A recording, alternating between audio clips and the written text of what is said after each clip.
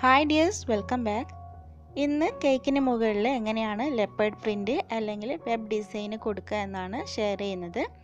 അപ്പോൾ നമുക്ക് വീഡിയോയിലേക്ക് പോവാം.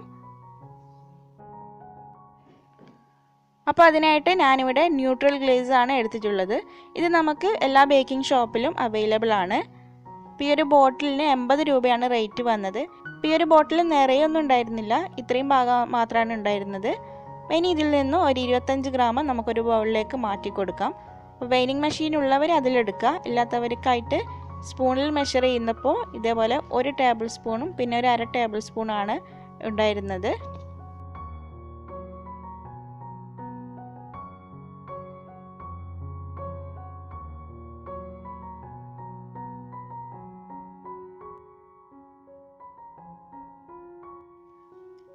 ഇത് ഇതേപോലെ അല്പം തിക്കായിട്ടാണ് ഉണ്ടാവുക. ഇനി ഇതൊന്ന് ലൂസാക്കി എടുക്കാൻ വേണ്ടിയിട്ട് ഇതിലേക്ക് വെള്ളം ചേർത്ത് കൊടുക്കണം.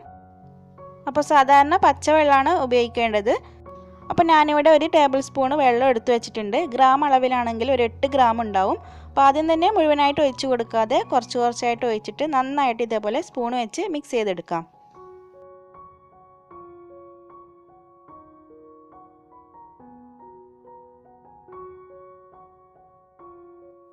അപ്പോൾ ഇതേപോലെ വേണം മിക്സ് ചെയ്തെടുക്കാൻ വേണ്ടിയിട്ട്. ഇനി ഇതിലേക്ക് നമുക്ക് ചേർക്കാനുള്ളത് വൈറ്റ് കളറാണ്. അപ്പോൾ ഞാനിവിടെ ജെൽ കളറാണ് യൂസ് ചെയ്യുന്നത്. ഇനിയിപ്പോൾ നിങ്ങൾ ലിക്വിഡ് കളറാണ് ഇതിൽ ചേർക്കുന്നതെങ്കിൽ നിങ്ങൾ ആദ്യം ചേർത്തിട്ടുള്ള വെള്ളത്തിൻ്റെ അളവ് കുറച്ച് കൊടുക്കണം, എന്നാലേ നമുക്ക് കറക്റ്റായിട്ടുള്ള കൺസിസ്റ്റൻസിയിൽ ഇത് കിട്ടുള്ളൂ. അപ്പോൾ ഇതിൽ വൈറ്റ് കളർ നിർബന്ധമുള്ളൊരു കാര്യമാണ്, എന്നാലേ നമുക്ക് കറക്റ്റായിട്ടുള്ള പ്രിൻറ്റ് കിട്ടുള്ളൂ. ഇനിയിപ്പോൾ നിങ്ങൾക്ക് ഈ ന്യൂട്രൽ ഗ്ലേസിന് പകരമായിട്ട് വേണമെങ്കിൽ വാനില കോൾഡ് ഗ്ലേസ് യൂസ് ചെയ്യാം. അപ്പോൾ അതാവുമ്പോൾ വൈറ്റ് കളറിൻ്റെ ആവശ്യമില്ല, ഡയറക്റ്റ് നമുക്ക് ഇഷ്ടമുള്ള കളർ മിക്സ് ചെയ്ത് കൊടുത്താൽ മതി. ഇത് നന്നായിട്ട് മിക്സ് ചെയ്ത ശേഷം ഇതിൻ്റെ കറക്റ്റ് കൺസിസ്റ്റൻസി മനസ്സിലാകാൻ വേണ്ടിയിട്ട് സ്പൂണിൻ്റെ ബാക്ക് സൈഡിൽ ഇതേപോലെ ആ ഒരു ഗ്ലേസ് എടുത്തു കഴിഞ്ഞാൽ മുഴുവനായിട്ട് ഒലിച്ചിറങ്ങാതെ ഒരു തിൻ ലെയർ അതിലുണ്ടായിരിക്കണം. അപ്പോഴാണ് നമുക്ക് കറക്റ്റായിട്ടുള്ള ഒരു വെബ് ഡിസൈന് കിട്ടുള്ളൂ. ഇപ്പം ഞാനിവിടെ 2 കളറിലാണ് ഈ ഡിസൈൻ ചെയ്തെടുക്കുന്നത്. അപ്പോൾ അതുകൊണ്ട് തന്നെ ഇതിൻ്റെ പകുതി വേറൊരു ബൗളിലേക്ക് ആക്കിയിട്ടുണ്ട്. നിങ്ങൾക്ക് എത്ര കളർ വേണമെങ്കിലും ചേർത്ത് കൊടുക്കാം. അപ്പോൾ ഒന്നിലേക്ക് റെഡ് കളർ ചേർത്തിട്ട് നന്നായിട്ടൊന്ന് മിക്സ് ചെയ്യുന്നുണ്ട്. അപ്പോൾ ഇതൊക്കെ ചെയ്യുന്നതിന് മുന്നേ തന്നെ നമ്മുടെ കേക്ക് ഐസിംഗ് ഒക്കെ കഴിഞ്ഞ് നല്ല പോലെ ഫ്രിഡ്ജിൽ വെച്ച് തണുപ്പിച്ചെടുത്തതായിരിക്കും. ഇനി ഒരു പാലറ്റ് നൈഫ് എടുത്തിട്ടുണ്ട്. അപ്പോൾ നൈഫ് നല്ല ക്ലീൻ ആക്കിയിട്ട് എടുക്കുക, അതിലേക്ക് ഈ ഗ്ലേസ് ഒഴിച്ചു കൊടുക്കാം. അപ്പോൾ നൈഫിൻ്റെ ഒരു 1/4 ഭാഗത്തോളം ഇതേപോലെ ഒഴിച്ചു കൊടുക്കണം.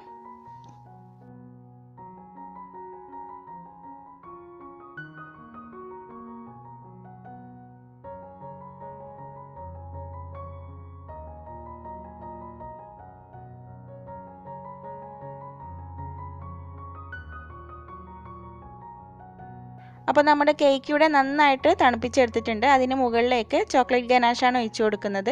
നിങ്ങൾക്ക് വേണമെങ്കിൽ ചോക്ലേറ്റ് ഗനാഷിലേക്കും 1 ടീസ്പൂൺ ന്യൂട്രൽ ഗ്ലേസ് ചേർത്ത് കൊടുക്കുക. അപ്പോൾ ഒന്നും കൂടി നല്ല ഗ്ലേസി ആയിട്ട് കിട്ടും.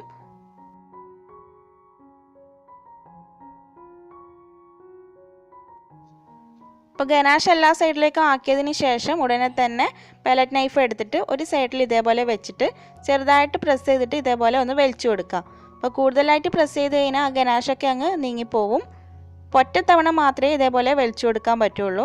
ഇതിൻ്റെ മുകളിൽ വീണ്ടും വീണ്ടും വലിച്ചു കഴിഞ്ഞാൽ ആ ഡിസൈനൊക്കെ അങ്ങ് മാഞ്ഞു പോവും. ഇനി ഇതേപോലെ തന്നെ കുറച്ച് സമയം ഇങ്ങനെ വെച്ച് കഴിഞ്ഞാൽ ആ ഡിസൈനൊക്കെ അങ്ങ് നല്ല ക്ലിയർ ആയിട്ട് വന്നോളും. അതിനുശേഷം ബാക്കിയുള്ള ഗനാഷൊക്കെ അങ്ങ് ക്ലീൻ ആക്കിയിട്ട് ഫ്രിഡ്ജിൽ വെച്ച് തണുപ്പിച്ചെടുക്കാം. അപ്പോൾ ഞാൻ കുറച്ച് ഗ്ലേസ് ബാക്കിയുള്ളത് കൊണ്ട് ആദ്യം ചെയ്തിട്ടുള്ള ആ ഒരു റെഡ് കളർ ഗനാഷിന് നേരെ താഴെയായിട്ട് ഒന്നുകൂടി നൈഫ് ക്ലീൻ ആക്കിയിട്ട് ചെയ്തെടുത്തിട്ടുണ്ട്. അപ്പോൾ നിങ്ങൾ ചെയ്യുമ്പോൾ ഒറ്റത്തവണ മാത്രം അത് വലിച്ചു കൊടുത്താൽ മതി. അപ്പോൾ ഈ ഒരു വീഡിയോ നിങ്ങൾക്ക് ഇഷ്ടമായിട്ടുണ്ടെങ്കിൽ ലൈക്ക് ചെയ്യാനും ഷെയർ ചെയ്യാനും ചാനൽ സബ്സ്ക്രൈബ് ചെയ്യാതെ ആരെങ്കിലും വീഡിയോ കാണുന്നുണ്ടെങ്കിൽ പ്ലീസ് ഒന്ന് സബ്സ്ക്രൈബ് ചെയ്യാനും മറക്കരുത്. അപ്പോൾ മറ്റൊരു ദിവസം നല്ലൊരു റെസിപ്പിയുമായി വീണ്ടും കാണാം. Thanks for watching.